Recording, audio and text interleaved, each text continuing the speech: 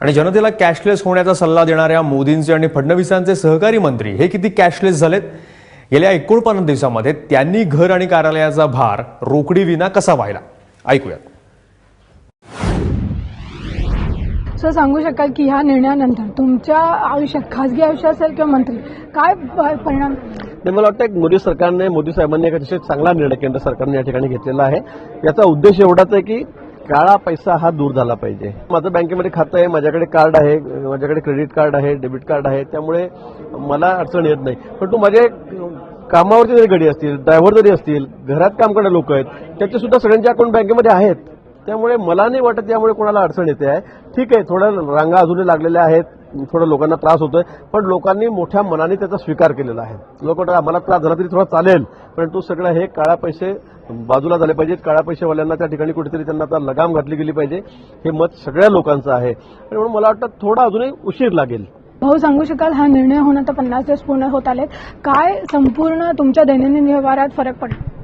जी खरेदी असते या खरेदीमध्ये सुद्धा कॅशलेस व्यवस्थेमध्ये आपण ही अपेक्षा करतो की कमीत कमी करन्सीचा उपयोग व्हावा आणि त्या दृष्टिकोनातून आपण काम करतोय. आता मंत्री म्हणून साधारणतः कुठे जेवायला गेलो तर त्या ठिकाणी आपण कार्डचा उपयोग करू शकतो, पण उद्या चौपाटीवर जाऊन मग शेंगदाणे घ्यायचे असेल तर शेंगदाणे अगं मी कॅशलेस व्यवस्थेचा उपयोग करू शकत नाही.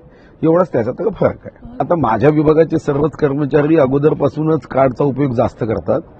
माझी मुलगी स्वतः कार्डचा उपयोग करते आणि म्हणून आमच्या घरी अगोदरच ज्या काही व्यवस्था होत्या त्याच्यामध्ये मोठ्या प्रमाणावर कॅशलेस व्यवस्था होत्या. आता यापुढे सर्वच ठिकाणी card, debit card, credit card जेव्हा चालेल तेव्हा त्याचा जास्तीत जास्त उपयोग होईल. ज्या ठिकाणी अतिशय छोट्या रकमा असतात त्या ठिकाणी मात्र जर पाणीपुरी खायची आहे, पाणीपुरी खाताना मी त्याला असं म्हणू शकत नाही पाणीपुरी खाताना किंवा तू कॅशलेस व्यवस्थेच्या माध्यमातून हे कार्ड आहे हे तू मशीनमध्ये टाक, तर तेव्हा मात्र कॅशचा उपयोग करावा. मंत्री म्हणून तुमच्या आयुष्यात काय बदल झालाय? तुमच्या कुटुंबियांच्या काही सवयी बदलाव्या लागल्या?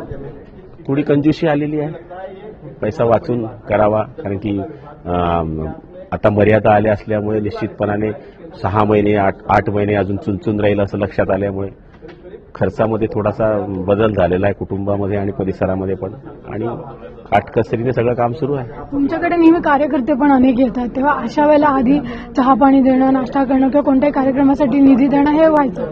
आता ह्यात कसा फरक पडतो? सध्या तर आता चहा पाण्यावर तर काही बंदी येत नाही. खेड्यात सगळ्यात पहिलं आदरातिथ्य अतिथी देवो भव असतं, त्याच्यामुळे त्याच्यात बदल झालेला नाही.